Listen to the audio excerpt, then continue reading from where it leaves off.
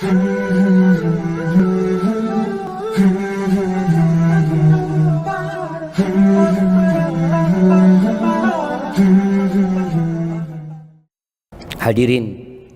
hadirat rahimakumullah, dan khususnya saudaraku Rayyan bin Muhammad Ali Bahannan. Sebentar lagi ada satu perkara yang hendak engkau lakukan, yang mungkin engkau agak grogi karena banyak orang yang hadir di tempat ini. Sejatinya pernikahan itu mudah. Allah Azza wa Jal memudahkan pernikahan karena Allah mengharamkan perzinaan. Di antara tanda-tanda kiamat, zuhurul fahisha. Kata Nabi SAW, munculnya, nampak dengan nyata perzinaan di mana-mana. Dan negeri kita sejak beberapa tahun yang lalu sudah mengumumkan darurat seks bebas, yang para orang tua kadangkala nggak perhatian sama anak perempuannya yang keluar masuk dengan lelaki yang bukan mahramnya, yang bukan pula suaminya, yang dia anggap itu biasa. Allah Azza wa Jal tidak akan memberikan alasan bagi orang untuk berzina. Nggak ada alasan berzina karena memang sulit menikah. Padahal Allah berfirman, fankihu ma taba lakum minan nisa mathna wa thulatha wa ruba'. Allah membolehkan seorang menikah 2, 3, 4. Engkau masih berzina? Fa in khiftum alla ta'dilu fawahida. Maka proses pernikahan itu mudah sekali. Nggak perlu gedung ini menikah itu. Nggak perlu ratusan orang yang hadir di pernikahan. Nggak perlu. Yang perlu 2 saksi. Maka kehadiran antum semua di sini nggak ditulis di buku itu. 2 saksi, wali. Nanti ada ijab qabul. Kemudian mahar diserahkan, selesai. Terus kenapa kita mempersulit yang Allah mudahkan? Sehingga perzinaan di mana-mana dianggap remeh. Buat saudaraku Rayyan, hafizakallah,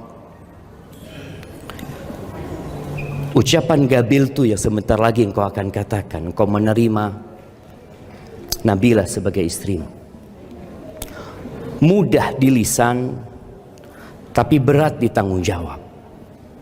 Allah menyebutnya Jalla Jalaluh, wa akhadna minkum mitsaqan ghalidha.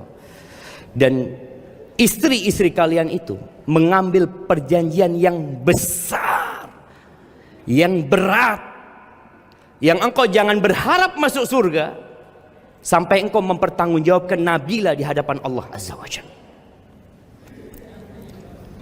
Sebagian laki-laki berpikir kewajiban dia hanya memberikan nafkah, sandang, pangan, papan, khalas, selesai sudah.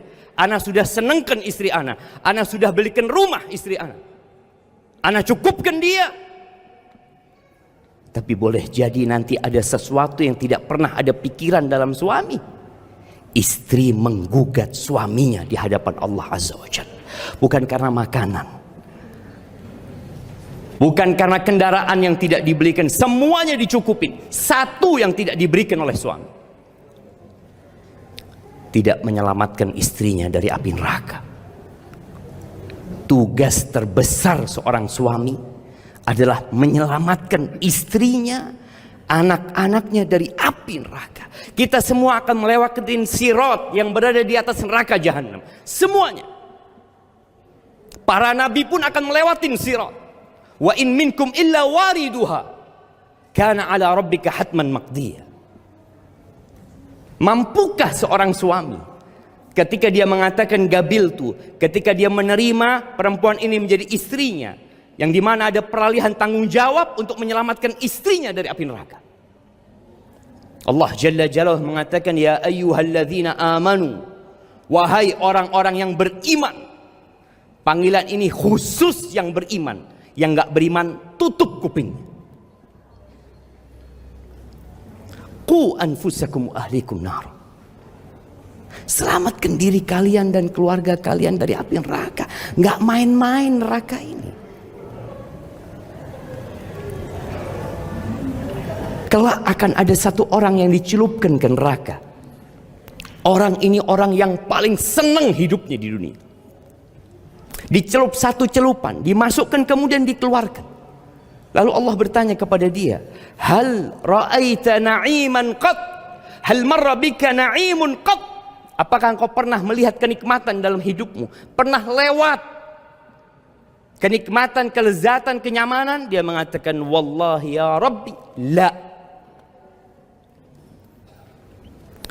Orang yang paling ringan azabnya di neraka itu adalah orang yang diletakkan di dua telapak kakinya jamratan, dua bara api, yaghli minhuma dimaghuhu, yang otaknya mendidih dengan dua bara api. Gimana dengan yang dimasukkan ke neraka? Salah seorang alim ulama mengatakan, innal mar'ata la tukhasim zawjaha. Amr bin Qais al-Mullai namanya. Kelak mungkin ada perempuan yang akan menggugat suaminya di hadapan Allah. Kenapa dia gugat suaminya? Suaminya baik, suaminya memberikan nafkah. Apa kata dia? Ya Rabbi hadha zawji. Wahai Rabbku, ni suamiku. Ma 'allamani wa la addabani, innama ya'tini bi khubzis suq. Bas. Ya Allah, ini suamiku nggak ngajarin aku, nggak mendidikku, nggak pernah mengenalkan Tuhan kepada aku, nggak pernah membimbingku untuk menjadi hamba yang soleh kepada Allah, nggak pernah mengenalkan hukum-hukum Allah kepada aku. Dia kerjanya bawa roti dari pasar, itu yang dia kerjakan. Dan banyak laki-laki yang merasa tanggung jawabnya hanya ini. Lah, kita disuruh menyelamatkan diri kita dan keluarga kita dari api neraka. Bayangin bagaimana seorang suami memegang, menggandeng tangan istrinya tatkala ada banjir. Dia mengangkat istrinya untuk naik ke tempat yang kering. Tatkala dia melewati jembatan yang menakutkan, mungkin dia akan ikat istrinya. Dia pegang anak-anaknya. Dia akan mengatakan, nak, semuanya ikut langkahnya Abah. Semuanya ikut kakinya Abah. Di mana Abah meletakkan kaki, di situ kalian letakkan. Kenapa? Abah takut jembatan ini rusak. Maka hal ini menuntut suami untuk ngerti kenapa Allah menciptakan dia. Untuk belajar tentang rukun iman, tentang rukun Islam, tentang al-ihsan, sehingga dia dapat mengajarkan kepada istrinya. Tapi kalau ternyata suaminya nggak pernah hadir di majelis ilmu, nggak pernah ngaji, nggak pernah belajar, apa yang hendak diajarkan kepada istrinya? Dan kita tahu nggak ada kuliah pernikahan, nggak ada kuliah pernikahan. Orang semua kuliahnya macam-macam untuk cari uang, dia lupa dengan tanggung jawab dan kewajiban dia. Dan bagaimana engkau menggauli Nabila? Engkau menikahi seorang wanita yang memiliki 1001 kekurangan. Engkau harus tahu bahwa Nabila ini yang mungkin sekarang kau melihatnya begitu sempurna, begitu indah, hari-hari akan menyingkap. Ternyata dia tulang rusuk yang bengkok. Nabi sudah ngasih tahu. Maka engkau harus bersabar menghadapinya. Lihat kepada kelebihan Nabila, jangan melihat kepada kekurangannya. Rasul sallallahu alaihi wasallam mengatakan, la yafruq mu'minun mu'mina. Enggak boleh loh seorang lelaki yang beriman membenci istrinya yang beriman. Enggak boleh. Engkau sekarang datang hendak melaksanakan pernikahan dengan Nabila karena engkau melihat ada kelebihan di Nabila. Kalau engkau melihat setelah pernikahan kekurangan-kekurangan dia, Radiya minha akhar. Lihat kepada kelebihannya. Istrimu bukan bidadari. Dan Royan juga harus tahu engkau juga bukan malaikat. Nabi SAW mengatakan khairukum khairukum li ahli. Orang yang terbaik siapa? Yang jadi presiden, yang jadi gubernur, yang jadi bupati. Apakah itu orang yang terbaik? Kata Nabi SAW, orang yang terbaik adalah yang paling baik sama keluarganya. Kalau ingin kenal sama fulan, jangan tanya sama orang lain, tanya sama istrinya, tanya sama pembantunya. Khairukum khairukum li ahli, wa ana khairukum li ahli. Dan kata Nabi, aku adalah orang yang terbaik buat keluargaku. Adapun buat Nabila, sepertinya namamu sudah mewakili nasihat ini. Namamu Nabila khairun nisa, wanita yang terbaik. Maka jangan sampai engkau mengecewakan orang tuamu yang memberikan nama ini. Nabi SAW ketika ditanya man khairun nisa, siapa yang pantas yang dikatakan khairun nisa, wanita terbaik, kata Nabi SAW, idza nadarta ilaiha sarratka, yang kalau engkau memandang kepada dia, dia menyejukkan hatimu. Ada perempuan-perempuan yang hanya menyejukkan tetangganya. Keluar rumah dia bersolek, dia berias, tapi di rumahnya ya pakaian dinas dia adalah daster lowo. Kadangkala suaminya kalau ngelihat nggak ada hasrat. Tapi kalau mau keluar rumah, mungkin dia berangkat ke salon, dia minta dirias. Seharusnya dia minta dirias untuk suaminya, untuk menjadi khairun nisa. Bukan dia berias buat orang-orang di pinggir jalan. Sampai ada suami kalau ngelihat istrinya berias, dia lihat istrinya cantik, pertanyaannya satu, mau kemana? Karena dia nggak pernah cantik di dalam rumah. Maka Nabila, jadilah engkau orang yang cantik buat Royan saja. Wa idza amartaha ata'ata, kalau disuruh taat, nurut.